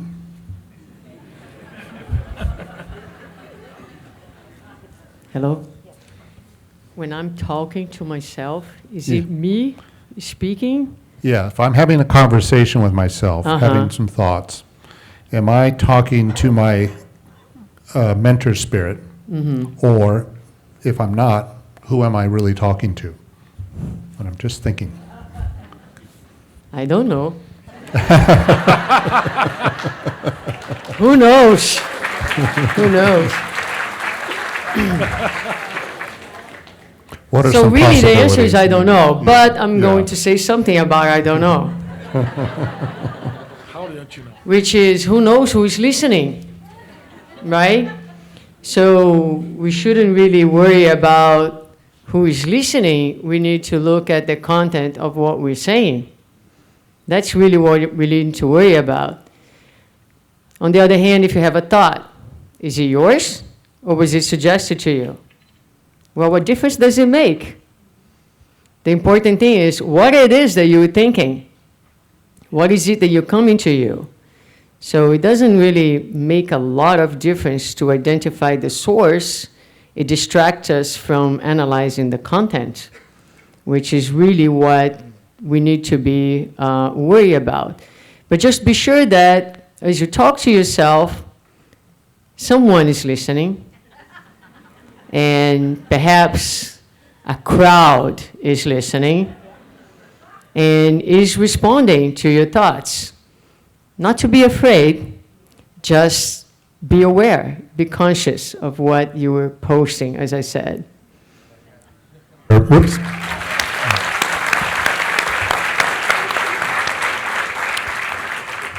Quick follow-up question to Suzana. Speaking of thoughts, how is thought related to magnetism? That's a great question. And again, I'm going to go back to Julio's comment, right? 30 minutes to talk about thoughts. I was like, how can I make it so that people can understand those very complex concepts? And so I would say for whoever asked this question to go to Genesis. There's a chapter that talks about the laboratory of the invisible world, and there's a description of fluids. And that is where I also took the source where it says that thoughts manipulate the subtle energy. So fluids, another word for energy, is neutral. And we manipulate both outside of us, but we're also energetic beings. And we donate of our fluid, of our energy, of our vitality.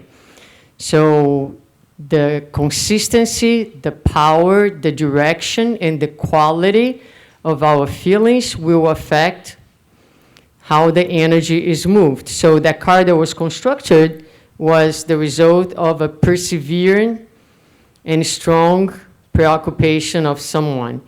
So the same way that we build outside of us, we also donate our own energy, our own fluids, and we can make things happen by the use of our thoughts. So there's a straight correlation between magnetism, the donation of energy, and our thoughts. In fact, it cannot happen. I mean, some people, I shouldn't say that, because some people are so full of fluids that they actually donate sometimes without even having awareness, or spirits can actually utilize their vitality without them being awareness. But the fact is that we use our thoughts to manipulate, to guide, and to give the fluids a direction and a certain quality.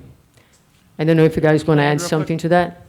Can I add real quick? So, thanks to a lot of the recent studies in quantum physics and quantum mechanics, we understand that new ways of describing energy, right? So we know that energy is not only electricity as we used to think 200 plus years ago.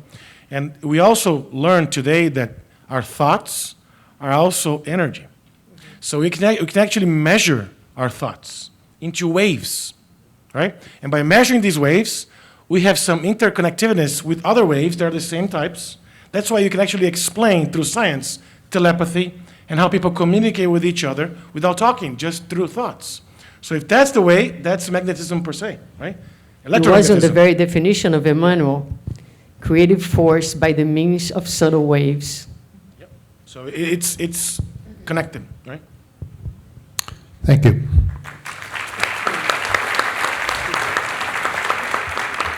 Sometimes in these questions, I'm going to rephrase it a little bit, and this will be the case here.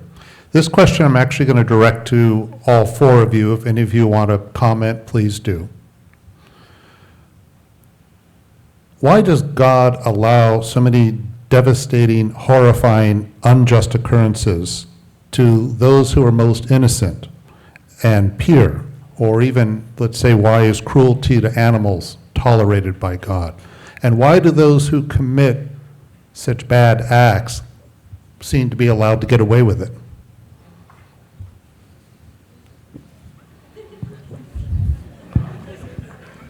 Julia. Everything has to do with your point of view. What is your point of view? Is your view of a point. So if your view of a point is from this planet only, that you have one existence, life has absolutely no meaning. This is why there are so many atheists that reject the idea of creationists, because the explanation that is given of God does not make any sense whatsoever with what they see in nature. Especially the God of the Old Testament, a very vengeful God, a very partial God that selects one kind of beings but loves other kinds of beings. It's a God that is very brutal, a God that is very selfish, a God of warriors. So from that point of view, life doesn't make any sense, and you have atheists who reject the idea of God, and those who doesn't understand God but believe in God can't comprehend these disparities, these tragedies in life. But if your view is from the point of the spiritual world, meaning that this one existence is nothing but a fleeting second in your life, and let me open a parenthesis here. Spiritism does not teach that we have many lives. Our life is just one. Our physical existences are many. And what we label as innocent people, they are innocent before our physical eyes, but in the course of things, in their full life, which is the spiritual life, they are not innocent. Either they have done something to deserve the pain they're going through, or that pain serves as an awakening mechanism for the spirit to start their evolution. And reason being is because evolution happens from the moral point of view in two ways. Either we evolve through love or we evolve through pain. I'll explain. To evolve through love will be for us to listen, to be humble, to acquire knowledge from other people and apply into our lives. A quick example of this, you're a teenager, your mother comes to you and says, do not smoke, do not smoke, do not smoke. And you, by being a humble teenager, you say, well, my mother cares for me, she loves me, let me not start smoking whatsoever. And then you grow up and you become a healthy individual. So now you avoid sickness to yourself because you listened to your mother. One can say that the voice of the Supreme Intelligence spoke through your mother's throat, giving you that guidance. Now, let's say I am a proud teenager. And what's a proud teenager? I know everything, there is nothing that you can teach me, and I'll do things on my own. And as a result, I will smoke. And now I'm 45 years old, and I have asthma, emphysema, bronchitis, or lung cancer. So when I get the diagnosis of lung cancer, I throw the cigarette away. And now I realize that pain is teaching me exactly what I refuse to listen from love. So people will evolve either through love or through pain. But what I also want you to consider is this. Evolution is towards infinite. There is no end. And even if we are going through trials and tribulations that we label them as pain, it will come into a moment that this period that took us to evolve, to become from a simple organism, an ignorant individual, to a being that knows everything. That period that took us to evolve in comparison to our existence will be so small, almost unimportant to us. The problem is why we are in the painful process without the knowledge of why we are in pain. We think it's for the infinite. But when you gather this knowledge, then you completely change your point of view. And when you change your point of view, you change the way you feel, and you change the way you act, and you change your destiny. In Christ's word, the truth shall set you free.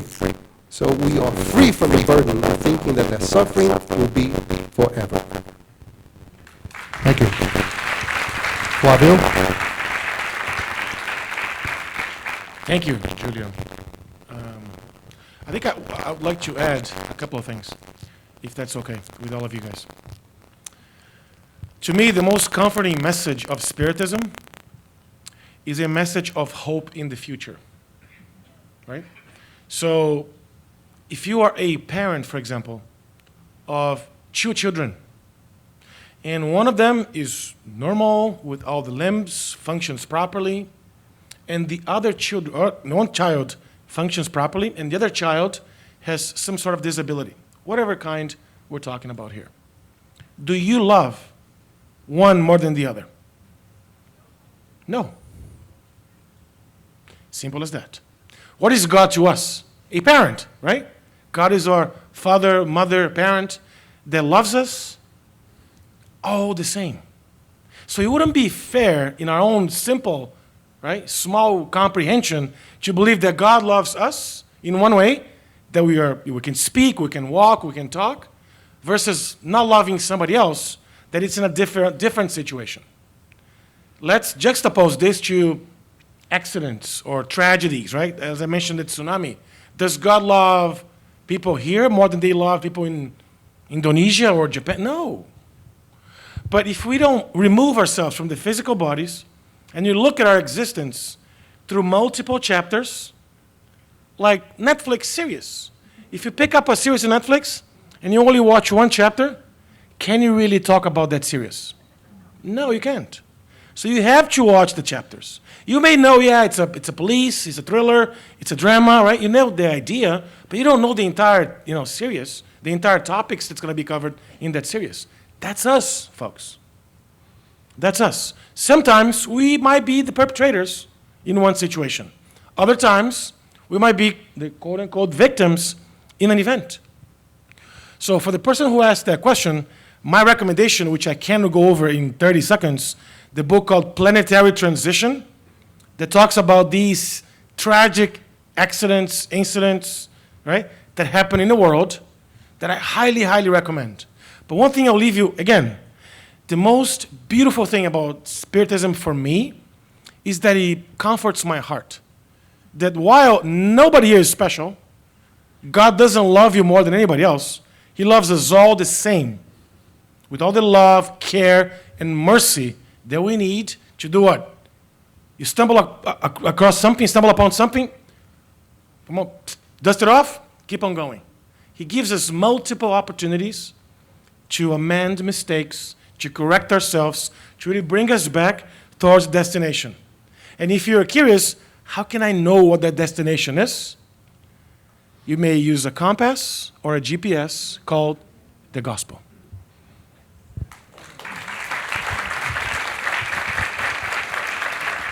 Suzana? Yeah, I'm just going to add a little bit to one aspect of the question, which was why God allowed those things to happen. So we, in our phase of evolution, and you find this in the Spirit's book, we are learning still by contrast.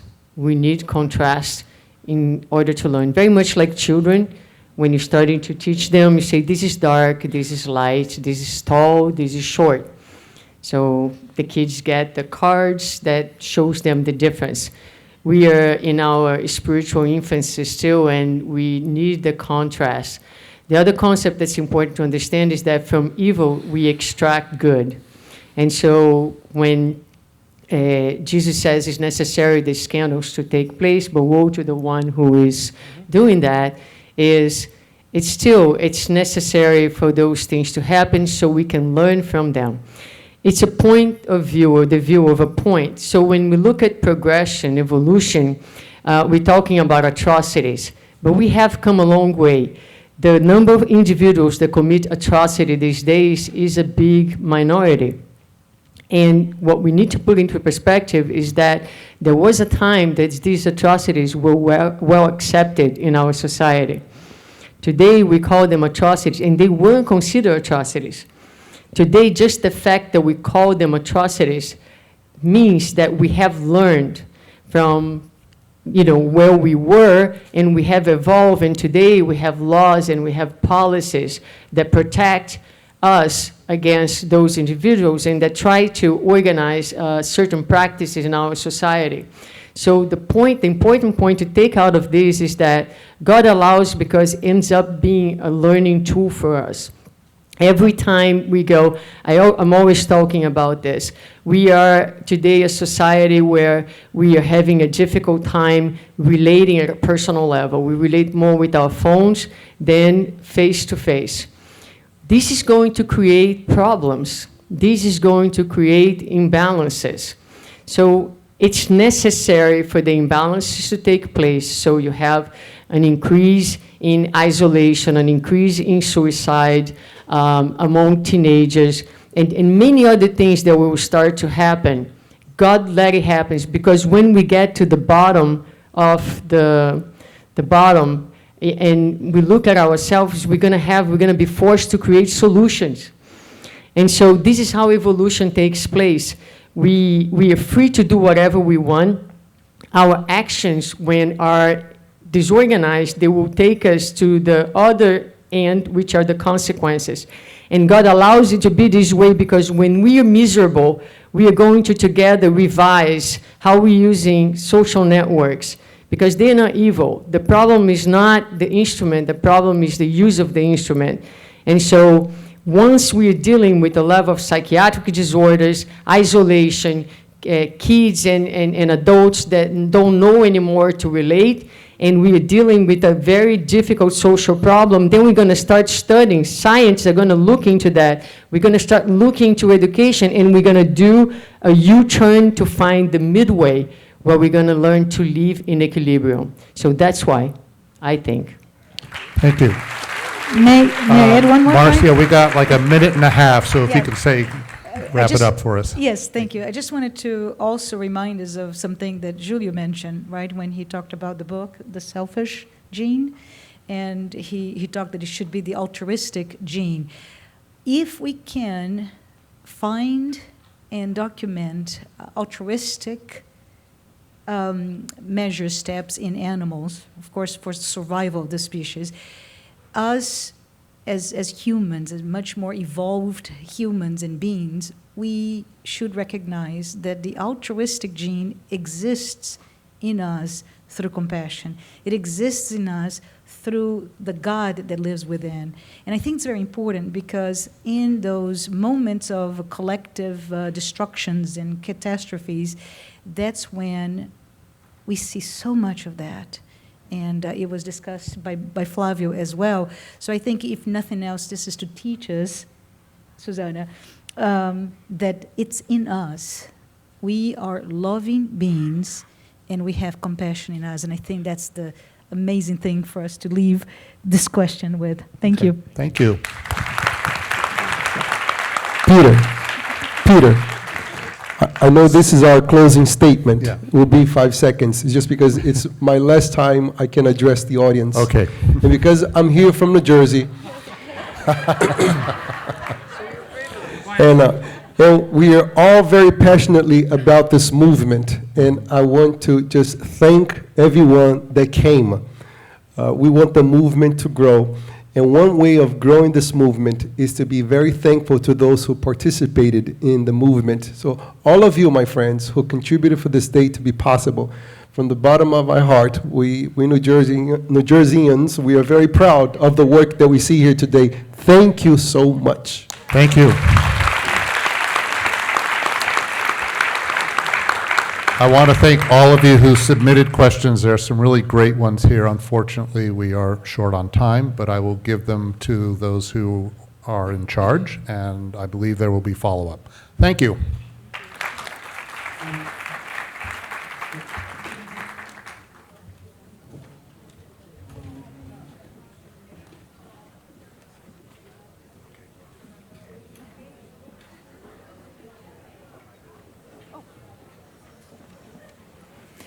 Thank you. Oh, just a minute, please.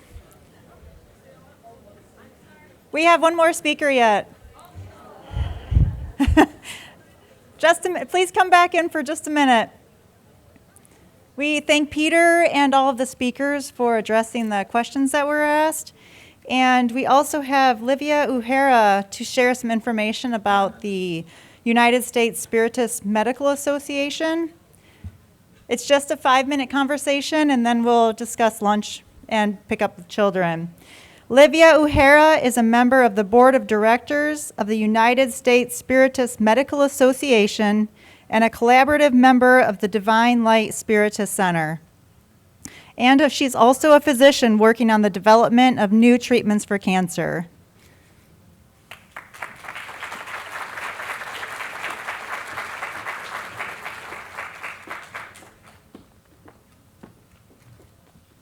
Good afternoon. I promise you all, I will not take too much of your time, okay? I promise you. So I want to share with you a cause in a nutshell, because 5 minutes, as Julio said, is not enough to share anything, and we are going to be here for questions later if you have. So thank you, before that, thank you so much for the U.S. Spiritist Federation for that opportunity to us to share with you what we are doing.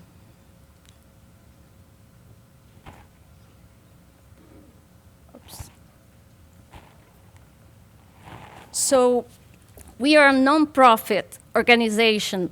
So we were created in October 2006 as an affiliated with the International Spiritist Medical Association. The Spiritist Medical Association's project started in 1968, and we are thankful to all our colleagues that pioneered on that long pathway until now, with the same point of view that we are not human beings having spiritual experiences, but we are spiritual beings having a human experience. The main point of all those associations is Dr. Marlene Nobre. She is not here among us anymore. She is in the spiritual realm, and we are really grateful to her for all the work that she made for us. Our common mission is strengthening the link between spirituality and medicine, supporting the concept of integrative medicine and treating the individual as a whole person, body, mind, and spirit, based on the spiritual principles of the Spiritism. We are, nowadays, we are 110 participants, members. We are 45% healthcare professional, 39% non-healthcare professional, and 16% students. In our education activities, what we are committed to promote the Spiritism concepts in academic environment. One of the examples that those academic activities that we have, the Institute of Spirituality on Medicine of the National University of the Natural Medicine in Portland will be the first institute of spirituality in USA to embrace Spiritism as a philosophy to be taught in your subjects. This is an achievement to all of us. And we would like to thank Dr. Sonia Doi, our president, for all the effort that she has been doing the last years, together with my colleagues from the association.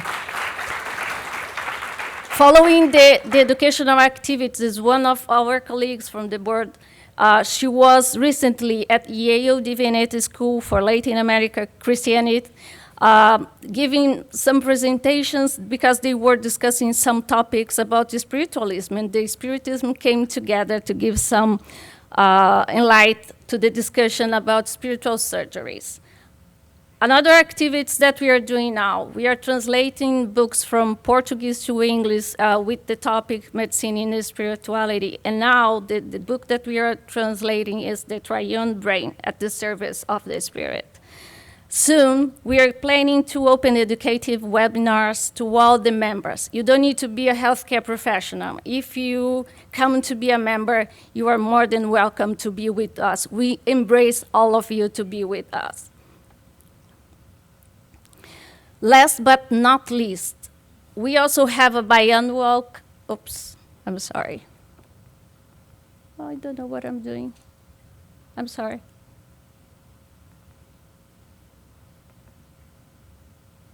Yes. So we have also a biannual Congress. The last one took place in Florida in 2008, and we can see a lot of important distinguished speakers that in the last years were discussing with us, and also we exposed them to Spiritist concepts.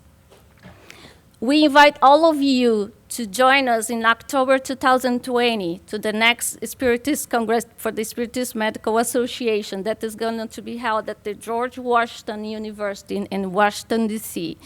And if you have any additional questions, we are going to be here, myself and Sonia Doi, if you have additional questions and would like to join to us. Thank you so much for the opportunity.